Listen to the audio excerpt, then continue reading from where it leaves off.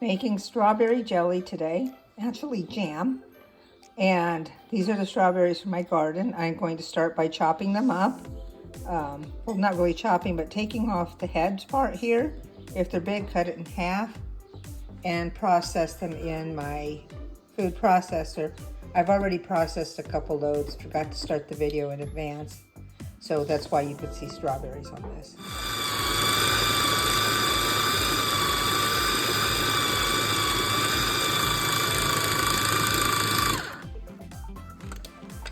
That's the consistency that I want them.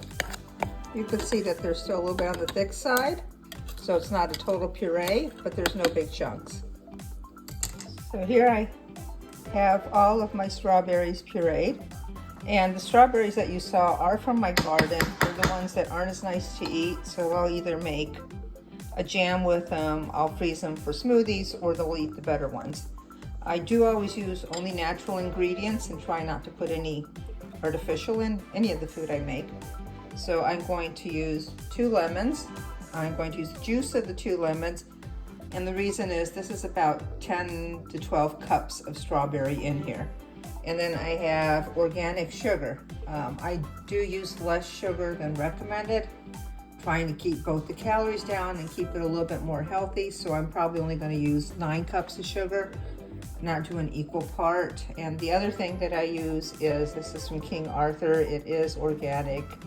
It's Fiori di Sicilia. It has both an orange flavor as well as a lemon flavor in it. It is absolutely delicious. You could really taste the difference in it. So let's add the lemon juice and then we'll throw it on the stove. All of my ingredients are in here. I used 1/3 of a teaspoon. I'm sorry, 1/3 of a tablespoon of that Fiori di Sicilia. Once this is halfway cooked, I'll taste it and see if it needs any more seasonings or if that's fine. I did use both the lemons, and I'm starting with 5 full cups of organic sugar to see how it tastes before I know if I need to add any more. And some of that sugar, you really need it for it to thicken, otherwise it won't thicken. So you cannot do sugar-free, or you're going to have to substitute some sort of product like a peptide, and I prefer not to use those. This will cook at least an hour. I have to have it on very low heat as it continues to simmer, and I'm going to get my jars ready so that I could have strawberry jam. I'm at about the 50-minute point, so you could see that I'm cooking it at low heat, and you could see also that it is condensing down. But I would say that I at least have another 50 minutes to go. And again, that is medium to simmering, a very low heat that I'm using. I'm at about the 2-hour point. This is when you start to question, why am I even gardening? Just joking, I do really like it once it's done. But it is quite a bit of work. It's constantly stirring, like I said. You could step away for a few minutes, but you don't want to step away from too long, because you could definitely test the burn on if it burns. And you could see that it's still too runny, so it's not ready. I don't know if it's going to be another 15 to 30 minutes, but I'll let you know.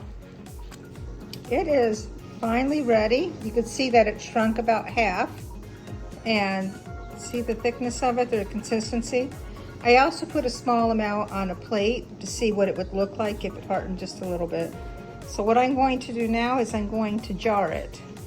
Now, when you jar it, it's already washed, dried out and everything. When you jar it, if you're going to leave it for the year time frame, so you're making it as a staple, then you need to do a warm bath in it where you boil it with hot water and let it sit, and I'll show you that. If you're going to eat it within the next month, none of that is needed. It will stay perfectly fine for a month. For jarring, this is considered a hot bath. Well, you'll see that I have them in here. The lids are already on tight. We're going to let the water boil. After it boils for a few minutes, I just turn it off and leave it, and you're done.